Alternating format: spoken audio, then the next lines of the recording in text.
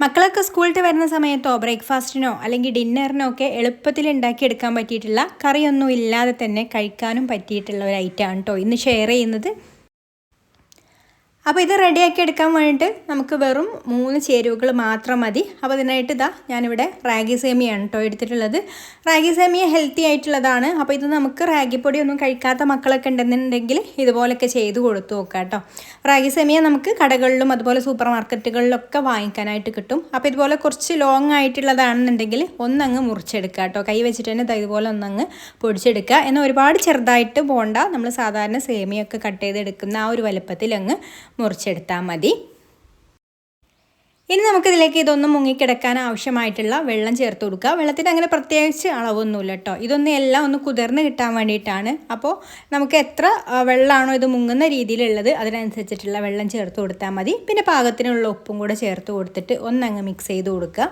എന്നിട്ടിത് നമുക്കത് അടച്ചു വെക്കാം കേട്ടോ. ഒരു 5 മിനിറ്റ് ഒന്ന് അടച്ചു വെക്കാം. 4-5 മിനിറ്റ് അത്ര മതി. അതിൽ കൂടുതൽ നേരം വെക്കേണ്ട. അപ്പോഴേക്കും തന്നെ ഇത് നന്നായിട്ടൊന്ന് കുതിർന്ന് വരും. അപ്പോൾ ഇതുപോലൊരു 4-5 മിനിറ്റിന് ശേഷം നമുക്കിതൊരു അരിപ്പയിലേക്ക് ഊറ്റിയിട്ട് വീണ്ടും ഒരു 5 മിനിറ്റും കൂടി വെക്കുക. ഇതിലുള്ള വെള്ളമൊക്കെ ഒന്ന് വാർന്നു പോകാൻ വേണ്ടിയിട്ട്. ഇനി അത് വേവിച്ചെടുക്കാൻ വേണ്ടിയിട്ട് ഞാനിവിടെ ചിരട്ടപ്പുട്ട് മേക്കറാണ് കേട്ടോ എടുത്തിട്ടുള്ളത്. സാധാരണ പുട്ടുകുറ്റി ആയാലും മതി. അപ്പോൾ അതിന് തന്നെ ചിരട്ടപ്പുട്ട് മേക്കറിലേക്ക് തേങ്ങ ഇട്ട് കൊടുക്കുന്നുണ്ട്. അയ്യോ, ഞാൻ തേങ്ങ ഇട്ടപ്പോൾ ചില്ലിടാൻ മറന്നുപോയി കേട്ടോ. അപ്പോൾ ഇനി ഒരു തേങ്ങ മാറ്റിയിട്ട് ചില്ലിട്ട് കൊടുത്തിട്ട് ഇതൊന്ന് കഴുകി എടുത്തിട്ടുണ്ട് വീണ്ടും.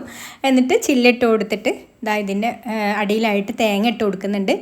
തേങ്ങ അത്യാവശ്യം വേണം കേട്ടോ.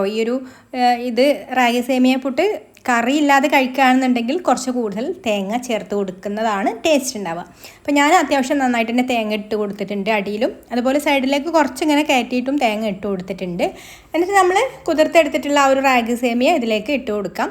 ഇതങ്ങ് ഫില്ല് ചെയ്ത് കൊടുക്കുക കേട്ടോ. നിറയുന്നത് വരെ ഇട്ട് കൊടുത്തതിന് ശേഷം വീണ്ടും നമ്മൾ മുകളിൽ തേങ്ങ ഇതുപോലെ ഇട്ട് കൊടുക്കാം. എല്ലാ ഭാഗത്തുമായിട്ട് ഇതുപോലെ സ്പ്രെഡ് ചെയ്ത് ഇട്ട് കൊടുത്തതിന് ശേഷം അടച്ച് വെച്ചിട്ട് നമുക്കിത് വേവിച്ചെടുക്കണം. സാധാരണ പുട്ടൊക്കെ ആവി ഏറ്റിയെടുക്കുന്നത് പോലെ തന്നെ വേവിച്ചെടുക്കാം.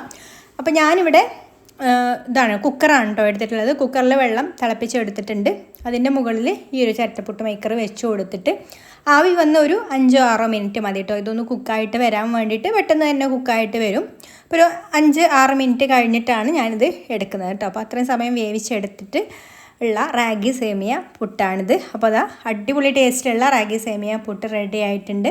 അപ്പോൾ ഇത് കുട്ടികൾക്കൊക്കെ ആണെന്നുണ്ടെങ്കിൽ കുറച്ച് പഞ്ചസാരയൊക്കെ ഇട്ട് കൊടുത്തിട്ട് കഴിക്കാം. അല്ലാതെ ഈ ഒരു തേങ്ങയുടെ കൂടെ മാത്രം കഴിക്കാനാണെന്നുണ്ടെങ്കിലും നല്ല ടേസ്റ്റാണ്. അപ്പോൾ നിങ്ങൾ ഇതുവരെ ട്രൈ ചെയ്ത് നോക്കിയിട്ടില്ലെങ്കിൽ ഒന്ന് റാഗി സേമിയ വാങ്ങിച്ചിട്ട് ഒന്ന് ട്രൈ ചെയ്ത് നോക്കിക്കോളൂ കേട്ടോ. എന്തായാലും ഇഷ്ടമാവും. അപ്പോൾ ഈ ഒരു റെസിപ്പി ഇഷ്ടമായിട്ടുണ്ടെങ്കിൽ ലൈക്ക് ചെയ്യാനും ഷെയർ ചെയ്യാനും ചാനലൊന്ന് സബ്സ്ക്രൈബ് ചെയ്യാനും ഫേസ്ബുക്കിലാണെന്നുണ്ടെങ്കിൽ പേജ് ഒന്ന് ഫോളോ ചെയ്ത് സപ്പോർട്ട് ചെയ്യാനും കൂടി മറക്കല്ലേ.